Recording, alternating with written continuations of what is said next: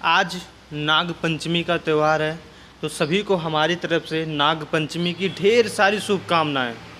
आज नाग पंचमी के दिन आप सभी के घर में नई नई खुशियां आए। आइए हम आज अपने वीडियो में आप सबको बतलाएंगे कि नाग पंचमी का त्यौहार क्यों और कैसे मनाया जाता है। प्राचीन काल में एक सेठ जी के 7 पुत्र थे। सातों का विवाह हो चुका था। सबसे छोटी बहू एक श्रेष्ठ चरित्र की थी, परंतु उसके पास कोई भाई नहीं था। एक दिन सभी बहुएं घर साफ करने के बाद लिपने के लिए पीली मिट्टी लेने गईं। जैसे ही बड़ी बहू ने मिट्टी खोदी, वहाँ से एक सर्प निकला। बड़ी बहू खुरपी से उस सर्प को मारने लगी। यह देखकर छोटी बहू ने उससे रोकते हुए कहा, मत मारो इसे, यह बेचारा निर्दोष है। यह सुनकर बड़ी बहू ने उसे नहीं मारा। तब सर्प एक ओर जाके चुपचाप बैठ गया। तब छोटी बहू ने उससे हाथ जोड़कर कहा, हम अभी लौट कर आते हैं, तुम यहाँ से जाना मत। यह कहकर वह सबके साथ मिट्टी लेकर घर चली गई और वहाँ काम काज में फंस गई और जो सर्प से वादा किया था उसे भूल गई। उसे दूसरे दिन वह बात याद आई। तब वह वहाँ भागी भागी पहुँची। तब सर्प को वहाँ बैठा देखकर उसने बोली, सर्प भैया नमस्कार।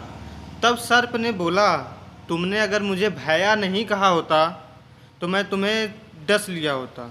तुमने भैया कहा इसलिए मैं तुम्हें छोड़ रहा हूँ। अब कभी भी झूठा वादा मत करना। तब छोटी बहू बोली, मुझे क्षमा करना, मैं क्षमा मांगती हूँ। तब सर्प ने कहा, अच्छा तू आज से मेरी छोटी बहन बनी और मैं तेरा भाई। तुझे जो मांगना है मांग ले। छोटी बहू ने उससे बोला, भैया मेरा कोई नहीं है, अच्छा हुआ जो आज तू मेरा भाई बन गया है। इस प्रकार कुछ दिन व्यतीत होने पर वह सर्प मनुष्य का रूप रखकर उसके घर आया और बोला, मेरी बहन को भेज दो। वो बड़ी बहू ने हैरानी से कहा, इसकी तो कोई भाई नहीं था। तो वह बोला, मैं दूर के रिश्ते में इसका भाई लगता हूँ और मैं बाहर चला गया था। इसके सर्प के विश्वास दिलाने पर घर के लोगों ने छोटी बहू को उसके साथ भेज दिया। उसने रास्ते में बताया, मैं वही सर्प हूँ, इसलिए तुम डरना मत और जहाँ चलने में तुम्हें कठिनाई हो वहाँ मेरी पूँछ पकड़ लेना। इस प्रकार वह घर पहुँच गई। वहाँ के धन घर को अच्छा देखकर वह आश्चर्यचकित हो गई। एक दिन सर्प की माता ने उससे कहा, मैं काम से बाहर जा रही हूँ, तू अपने भाई को ठंडा दूध पिला देना। उसे यह बात ध्यान नहीं रही। उसने गलती से गर्म दूध पिला दिया, जिससे सर्प का पूरा मुंह पूरी तरह से जल गया। यह देखकर सर्प की माता को बहुत क्रोध आया। वह क्रोधित होकर बोली, परंतु सर्प के समझाने पर वह शांत हो गई। तब सर्प ने कहा, बहन को उसके घर भेज देना चाहिए। तब सर्प के पिता ने उसे बहुत सारे सोना, चांदी, आभूषण, वस्त्र देकर उसके घर पहुंचा दिया। इतना ढेर सारा आभूषण धन देखकर बड़ी बहू को ईर्ष्या आई। कहा, भाई तो बड़ा धनवान है, तुझे उससे और भी धन लाना चाहिए था।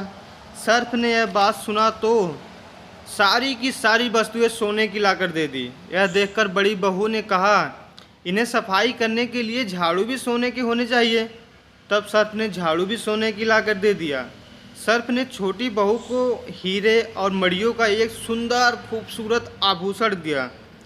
उसकी प्रशंसा पूरे देश की हुई। उसकी प्रशंसा देश की रानी तक पहुंची।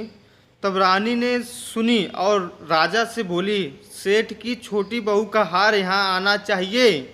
रानी के कहने के अनुसार छोटी बहू का हार उन्हें दे दिया गया। छोटी बहू को यह बात बहुत बुरी लगी।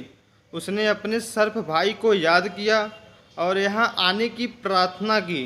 तब सर्प वहाँ आया और छोटी बहू ने बोला, भैया रानी मेरा हार छीन लिया है, आप कुछ ऐसा करो जब तक वह हार रानी के गले में रहे तब तक वह सर्प बन जाए, और जब मुझे लौटा दे तब वह हीरे और मड़ियों का हो जाए। सर्प ने ठीक वैसा ही किया। जैसे ही रानी ने हार पहना वैसे ही वह हार सर्प बन गया। यह देखकर रानी चिल्ला पड़ी और रोने लगी। यह देखकर राजा ने सेठ के पास खबर भेजी और छोटी बहू को साथ लेकर सेठ राजा के पास उपस्थित हो गए। राजा ने छोटी बहू से पूछा, तुमने क्या जादू किया है? मैं तुम्हें दंड दूंगा। तब छोटी बहू हाथ जोड़कर बोली, महाराज क्षमा कीजिए, यह हार ही ऐसा है। मेरे गले में हीरे और मड़ियों का रहता है और दूसरे के गले में सांप का बन जाता है। यह सुनकर राजा ने सर्प बना हार उसे दे दिया और कहा, अभी पहन कर दिखाओ। छोटी बहू ने जैसे ही उसे पहना वैसे ही वह हीरो मड़ियों का हो गया। यह देखकर राजा बोले, मुझे विश्वास हो गया, मैं तुम्हें कुछ मुद्राएं भी देता हूँ। छोटी बहू अपने हार और मुद्राओं सहित घर लौट आई। उसके धन को देखकर बड़ी बहू को बहुत ईर्ष्या हुई। ईर्ष्या के कारण उसने उसके पति से कहा, छोटी बहू के पास कहीं से धन आया है।